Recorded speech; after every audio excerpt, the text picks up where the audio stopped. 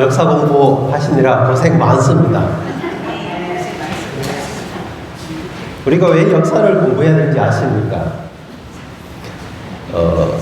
성경, 구약 성경은 역사입니다. 그렇잖아요. 역사를 알 때 과거를 알고 또 현재를 알고 또 앞으로 우리가 어떻게 나아가야 될지 방향을 알 수가 있습니다. 아까 형님 다니엘서 이야기했는데 다니엘서 4장에 아까 그 바벨론 제국에 다니엘이 있을 때 그 말이 있습니다. 느부갓네살 왕에게. 바벨론은 그 당시에 가장 강력한 나라였죠. 제국이었는데 느부갓네살이 그 강력한 위대한 왕 느부갓네살에게 하늘이 이 땅을 다스립니다. 지극히 높으신 분이 세상 왕국을 다스리고 원하는 자에게 그 왕국을 준다고 했습니다. 그러니까 바벨론 제국을 하나님이 어느 시간 동안 다스리게 합니다. 그리고 끝내고 페르시아 제국이 또 다스리게 합니다. 페르시아 제국이 어느 정도 쓰임을 받으면 또 끝내버립니다. 그리고는 또 헬라 제국이 등장하죠. 헬라 제국이 끝나면 또 로마 제국이 등장합니다. 그래서 왜 그렇게 하시느냐? 목적은 하나입니다. 하나님의 경륜을 성취하기 위해서 하나님은 나라를 연대를 정하시고 누가 그것을 통치할 것인지 하나님께서 정하고 계십니다. 그래서 형제 자매님들 오늘 어떤 왕이 어떤 통치자가 어떤 대통령이 우리를 다스리고 있다고 해서 마음 상하지 마십시오. 하나님이 그것을 정하신 것입니다. 왜? 하나님의 경륜을 성취하기 위해서입니다. 저 북쪽에 김정은, 김일성, 김정일, 김정은 그 3대가 다스리고 있잖아요. 아마 하나님이 어떤 시점이 되면 또 바꾸실 겁니다. 예, 그분의 경륜을 위해서. 그래서 우리는 마음 상할 필요가 없습니다. 그래서 이러한 것을 우리가 좀 역사를 해석하는 원칙을 좀 가지시기를 바랍니다. 예. 오늘은 이제 느헤미야기 개관을 하도록 하겠습니다. 형제자매님, 아까 우리가 계속해서 우리가 교통을 했습니다. 이스라엘이 왕국을 가진 다음에 솔로몬에 의해서 그 우상 숭배와 정욕으로 인해서 왕국이 분열되었잖아요. 그리고 북쪽 이스라엘은 아시리아 왕국에 의해서 주전이 BC입니다. Before Christ. 그리스도 전에 606년에 1차 침공 때 포로로 잡혀간 다음에 20년 후에 586년인가요? 그때 완전히 멸망당합니다. 유다 왕국이 죄송합니다. 유다 왕국이 바벨론 제국에 의해서 완전히 멸망당했죠.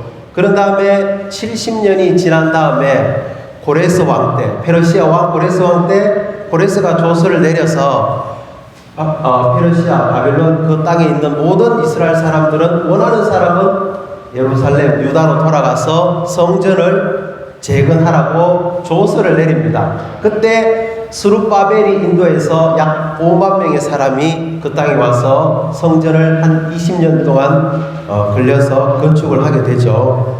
그런 다음에 이제 에스라 때 2차 기관이 있습니다. 그리고 나서 느헤미야 때 아닥사스다 왕입니다. 다시 이스라엘 백성들이 느헤미야 때 이제 예루살렘에 돌아와서 성전이 아니고 성벽을 재건하는 일이 있습니다. 왜 이렇게 헷갈리는지 모르겠네요. 다시 정리하겠습니다. 바벨론 1차 침공이 지나고 70년이 되었을 때 예레미야 신원자가 예언한 것처럼 고레스 왕 때 70년이 되었을 때 이스라엘 백성들은 바벨론에서 유다 땅으로 예루살렘으로 돌아와서 성전을 재건하게 됩니다. 그리고 예루살렘 에스라 때 2차 기한이 있었고 70년 후에 다시 느헤미야가 와서 성전을 재건하게 됩니다. 네, 헷갈리지 마시기 바랍니다. 자, 느헤미야기는 물론 느헤미야가 기록했습니다. 느헤미야는 직업이 뭐냐면은 그 왕의 술 맡은 시종입니다. 스룹바벨은 유다 왕족이었죠. 신분이 굉장히 높습니다. 그리고 에스라는 제사장 겸 율법학자입니다. 그도 아주 높은 지위를 가지고 있습니다. 근데 느헤미야는 그냥 평민입니다.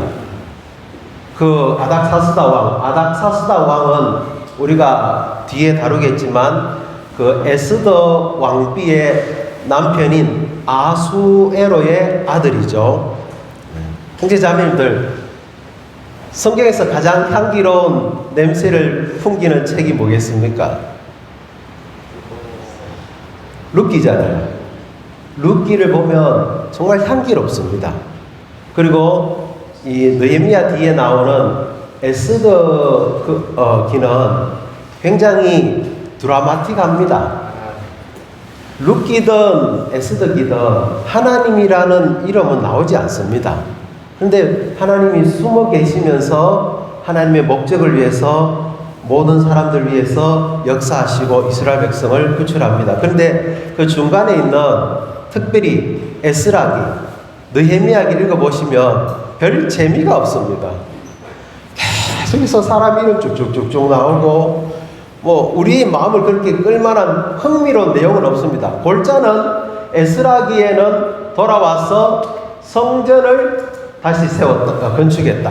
느헤미야기는 돌아와서 이스라엘 백성들이 성벽을 건축하고 다시 재조성되었다. 그런 내용입니다. 아주 무미건조한 내용이지만 이 책은 우리한테 너무 중요합니다. 왜냐하면 이것이 하나님의 회복과 관련된 책이기 때문입니다. 그래서 이런 각도에서 이 책을 읽으시기 바랍니다. 그리고 그 안에 있는 내재적인 의미를 발견해내야 됩니다.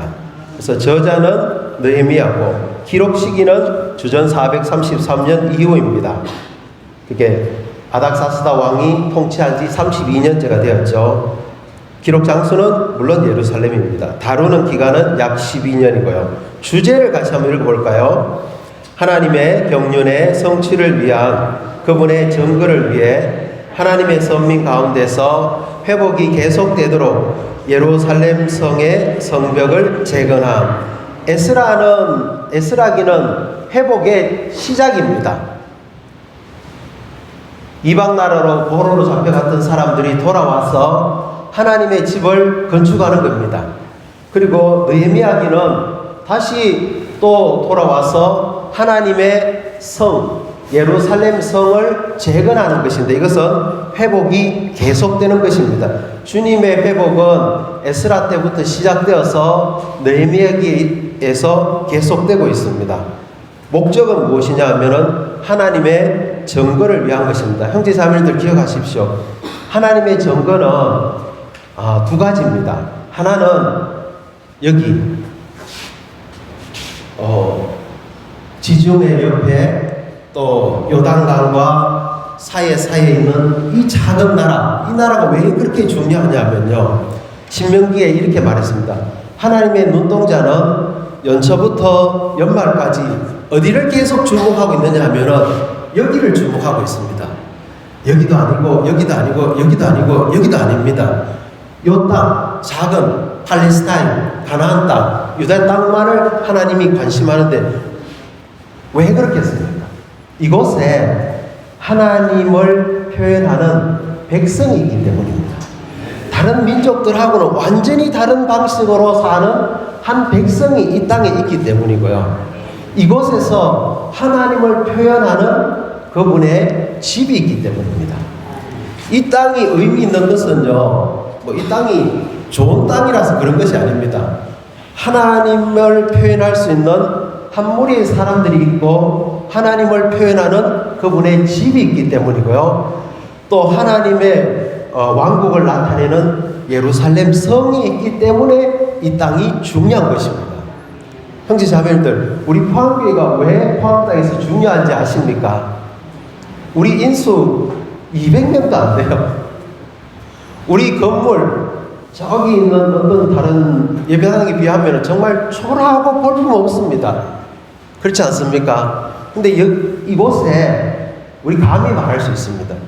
주님의 눈동자가 여기를 향하고 있습니다. 왜 그런지 아십니까? 우리가 그분의 경륜을 위해서 살고 있기 때문이고요. 하나님을 표현하기 위해서 이 땅에 살고 있고요.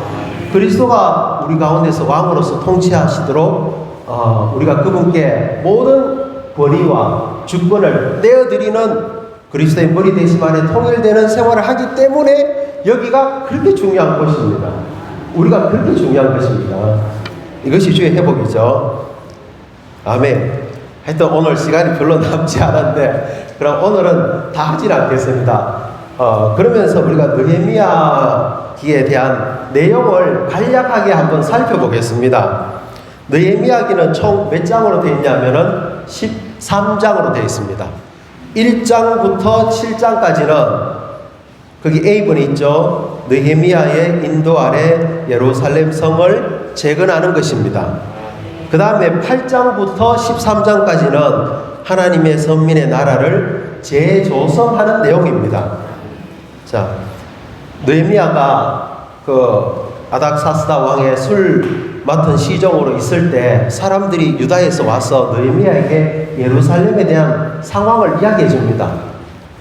거기 있는 사람들은 극도로 심각한 상태에서 수치를 당하고 있고 예루살렘 성은 다 무너졌고 성문은 불타버렸다. 끔찍하다. 이야기를 듣고 느헤미야가 자꾸 제가 느헤미라고 말했죠. 그죠? 느헤미야가 그 소식을 듣고 금식하면서 울면서 하나님께 기도합니다. 가서 이 상황을 그는 회복시키기를 원했죠. 그래서 느헤미야가 금식하면서 기도하고 있습니다. 그리고 그는 자기 조상들의 죄를 하나님께 자백합니다. 그리고 하나님의 말씀에 따라서 기도합니다. 하나님, 우리가 잘못해서 당신을 저버려서 우리가 이방 땅으로 멀리 쫓겨나서 포로가 되었죠. 그런데 우리가 하나님께로 돌이키기만 한다면 다시 우리를 이 땅으로 돌아오겠다고 하나님 약속하지 않았습니까? 그 말씀대로 우리를 다시 그 땅으로 보내주십시오. 이 기도를 하나님이 들어주십니다. 그래서 3번 보니까 아닥사스다 왕이 느헤미야에게 돌아갈 수 있도록 허락하면서 호의를 베풉니다. 그래서 느헤미야에게 그 땅에 무사히 갈 수 있도록 그 강을 건널 수 있도록 그 총독들에게 전할 칙서를 주고요. 또 그 성벽과 성문을 재건할 수 있는 제목들, 목재들도 달라고 요청하니까 아닥사스다 왕이 다 줍니다. 그렇게 해서 이제 느헤미야가 예루살렘으로 여행을 하고 도착합니다. 그런 다음에 어느 날 밤에 그가 짐승을 타고 이렇게 예루살렘 성을 쭉 둘러봅니다. 예루살렘 성은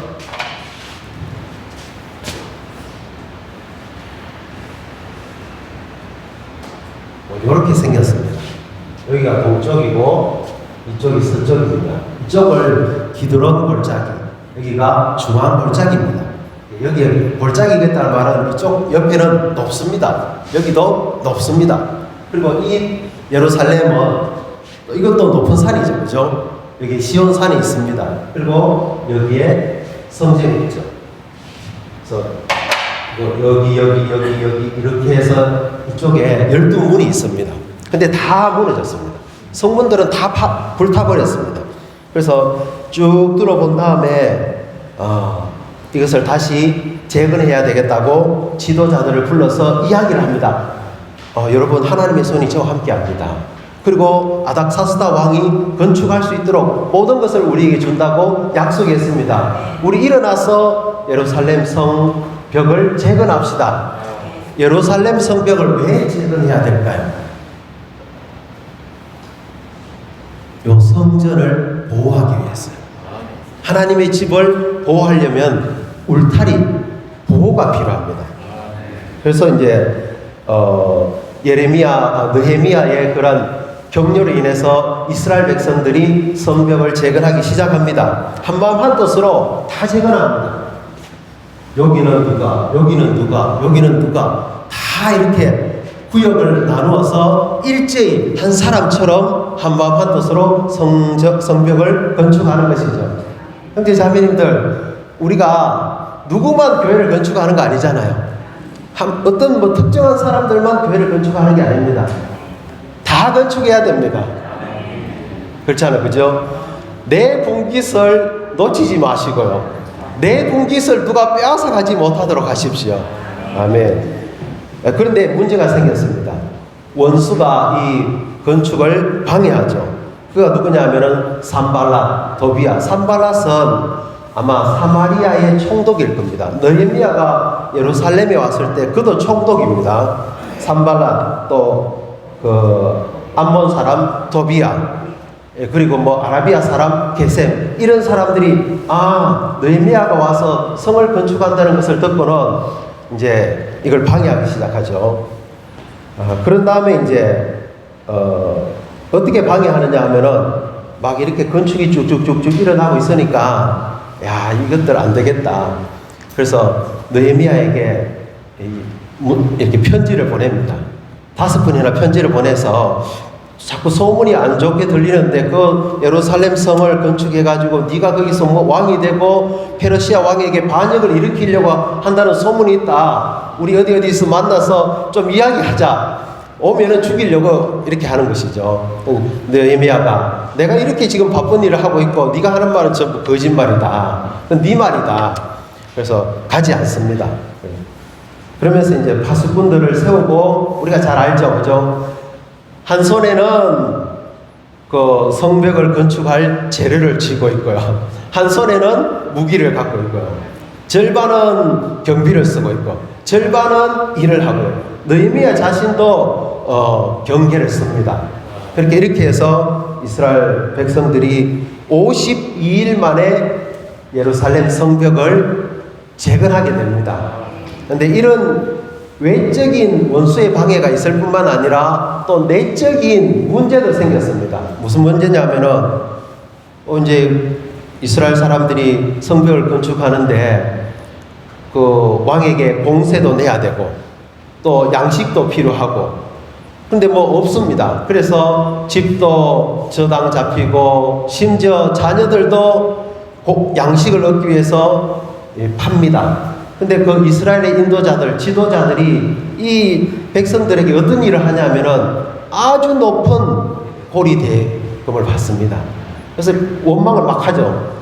이스라엘 백성들이 아내들을 데리고 와서 느헤미야에게 우리가 이런 딱한 처지에 있습니다. 이런 형편없는 처지에 있습니다. 뭐 지도자나 우리나 똑같은 사람 아닙니까? 우리의 자녀나 그들의 자녀나 똑같은 사람 아닙니까? 우리의 자녀들은 양식을 사기 위해서 팔려나가는데 이렇게 원망을 하니까 느헤미야가 이 문제를 해결합니다. 그래서 지도자들을 불러놓고 그들을 책망하죠. 왜 이런 일을 합니까?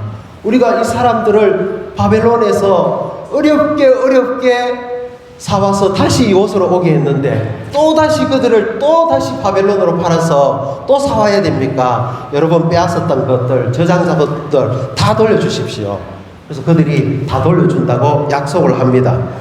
그래서 느헤미야는 자기가 이렇게 이야기합니다. 내가 비록 총독이지만 나는 한 번도 이 사람들에게 내가 총독이 받아야 될 양식을 받지 않았습니다. 심지어 일하는 사람들을 150명을 위해서 난 매일 그들에게 양식을 공급해 줬습니다.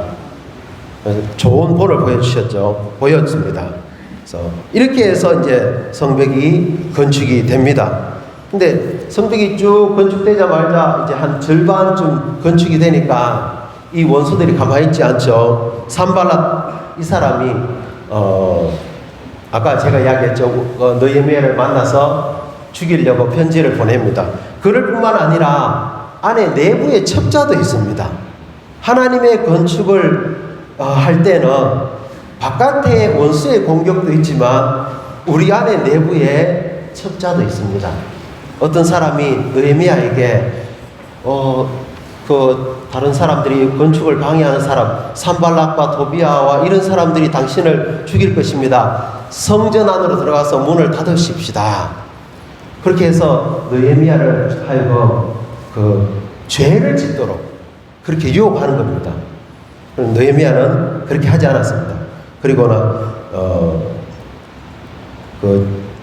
주 예수님 어쨌든 그러한 것들을 그 악한 계략을 간파하고 그런 죄를 짓지 않았습니다. 느헤미야가 죄를 짓도록 뭐 신원자들, 여자 신원자들도 거기에 포함되어 있습니다.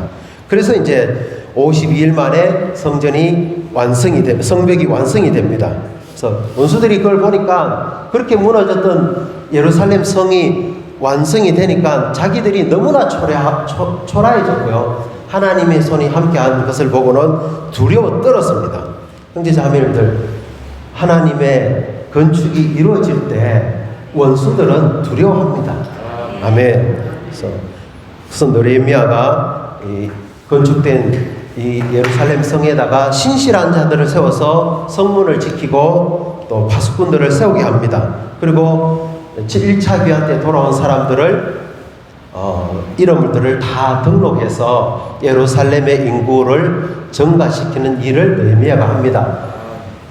바벨론에 의해서 예루살렘이 멸망하기 전에 그 유다 땅에 얼마나 많은 사람들이 살았겠습니까? 그런데 그들이 싹 다 포로로 잡혀갔습니다. 돌아온 사람들은 거의 5만 명밖에 되지 않습니다. 그 인구가 완전히 줄어버렸죠.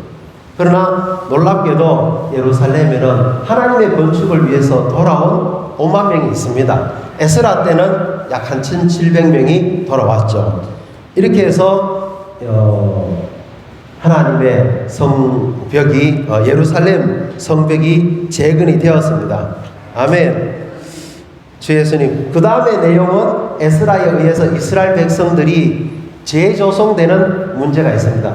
요거 하나만 말씀드릴게요. 이렇게 느헤미야에 의해서 예루살렘 성이 건축이 되었죠. 느헤미야는 통치자들도 거기 세웁니다. 또 제사장과 레위인의 봉사도 다시 회복시킵니다. 이런 것들은 다 외적인 조직입니다. 그러나 그것만으로는 안 됩니다. 회복은 반드시 내재적인 조성이 필요합니다.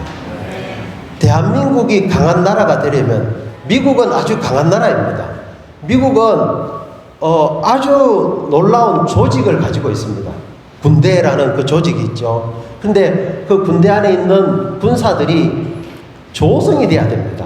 싸울 줄 알아야 되고, 군인 정신으로 투철해야 되고, 학생들도 학교에 다니고 있지만 교육을 통해서 뭔가 내재적으로 조성이 필요합니다. 조직에다가 조성이 더해지면은 강력한 것이 됩니다. 이스라엘도 마찬가지입니다.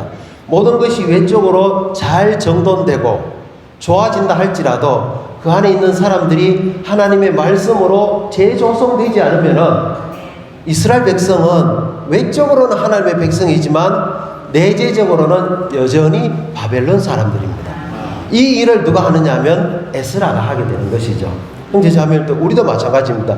교회 안에 주일 집회 있죠. 소그룹 집회 있죠. 기도 집회 있죠. 활력그룹 모임이 있죠. 모든 것이 다 잘 갖춰져 있습니다. 봉사 그룹도 있죠. 그러나 이 안에 정말 하나님의 말씀으로 재조성되지 않으면은 우리가 분별된 백성, 하나님을 표현하는 신성한 백성이라고 말하기는 어렵습니다. 그래서 그 뒤에 나오는 내용은 에스라에 의해서 이스라엘 백성들이 하나님의 말씀, 율법에 의해서 재조성되는 내용이 나옵니다. 8장부터 13장까지. 오늘은 여기까지 하겠습니다. 아멘.